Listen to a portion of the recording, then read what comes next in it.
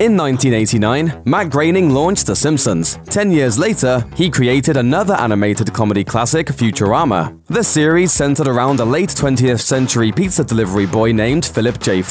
who gets stuck in a cryogenic freezing pod on December 31st, 1999, and wakes up in the strange, futuristic world of New York in the year 3000. Futurama had a devoted audience that stuck with the show for over a decade. And now...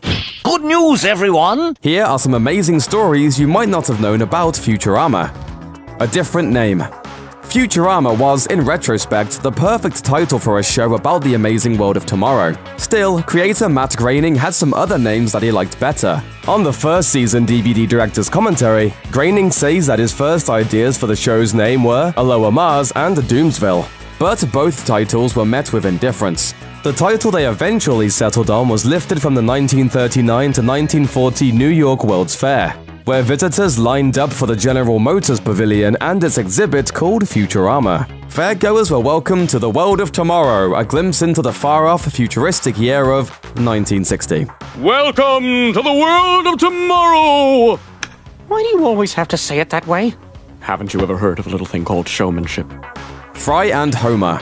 On Matt Groening's first show, The Simpsons, several of the main characters were named after Groening's immediate family. For example, Homer and Marge Simpson got their names from Groening's parents. Futurama's lead character, Phillip J.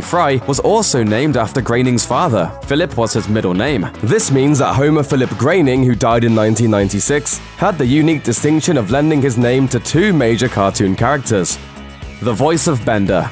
Bender Bending Rodriguez, the sociopathic, alcohol-fueled bending robot, is probably Futurama's most beloved character. Bite my shiny metal ass!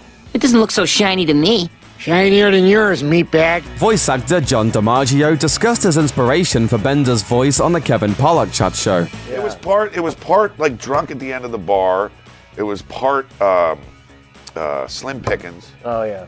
Yeah. What the hell in the wide world of sports is it going on? What in the wide world of sports is it going on here? Throw that in there, and then you throw, there was a guy my friend Ralph Colombino used to do in college, and it was this Charlie the Sausage Lover guy. He loved sausages. You have all kinds of sausages. You have raw sausages, you have hot tight sausage, sweet Italian sausage, hot Italian sausage. Germans, they have wursts. They have all kind of wursts. And he would just list more and more sausages. It was ridiculous. And so it was like you threw all that together in a blender, and that's how you get Bender. Interestingly, DiMaggio also said he auditioned for the role of Professor Farnsworth with the same voice. Good news, everyone! Of course, he didn't get the part. Probably for the best. Why not Zoidberg? Voice actor Billy West pulled from two major old-timey inspirations to create Dr. Zoidberg. Actor and host George Jessel. I certainly want to thank Phil for that warm introduction. I was listening to it for a minute and I thought I was dead. And actor Lou Jacoby. Why? I just caught the 745 elevator down from 6. Both of those inspirations definitely give a Jewish and a Yiddish flavor to the character, which West says he thought was appropriate, given the traditionally Jewish Berg suffix of the name. Zoid, meanwhile, is a futuristic alien-sounding word that has personal significance for Futurama producer and writer David X. Cohen, who, while in high school, created a computer game named Zoid. He submitted it to Broderbund Software, which not only rejected it, but spelled Cohen wrong in the rejection letter, which seems like something that could happen to Dr. Zoidberg. Casting Phil Hartman. The late, great Phil Hartman specialized in playing characters both obnoxious and oblivious, such as Bill McNeil on News Radio. He also voiced a sleazy lawyer Lionel Hutz and washed-up actor Troy McClure on Matt Groening's other show, The Simpsons. So it makes perfect sense that Hartman had been cast to provide the voice of obnoxious Captain Kirk-esque spaceship captain Zap Brannigan on Futurama. But after Hartman's tragic murder in 1998, Billy West stepped into the role. He'd once talked with Hartman over their shared love of old-time radio announcers that had big, booming voices, as well as a huge sense of self-importance. So, West performed Zap Brannigan in that style as a tribute to Hartman, or at least how he thought Hartman would have done the voice. Why is it still blurry? That's all the resolution we have. Making it bigger doesn't make it clearer. It does on CSI Miami. Ugh. It's the Beastie Boys.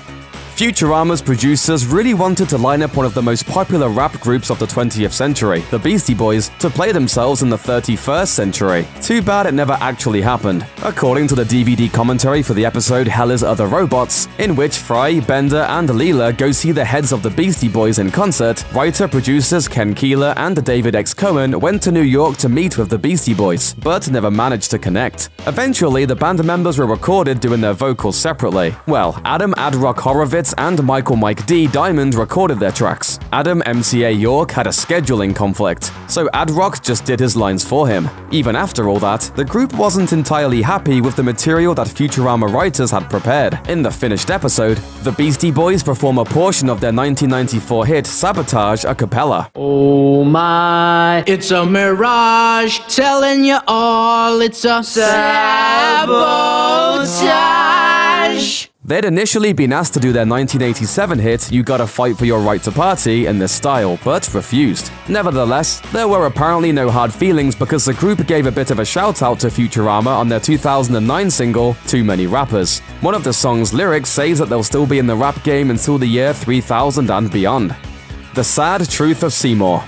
Futurama was always meant to be a comedy, but some episodes would occasionally touch on Fry's sadness and the loss of being stuck in the future, having left his life and the loved ones behind. The 2002 episode Jurassic Park is one of those episodes.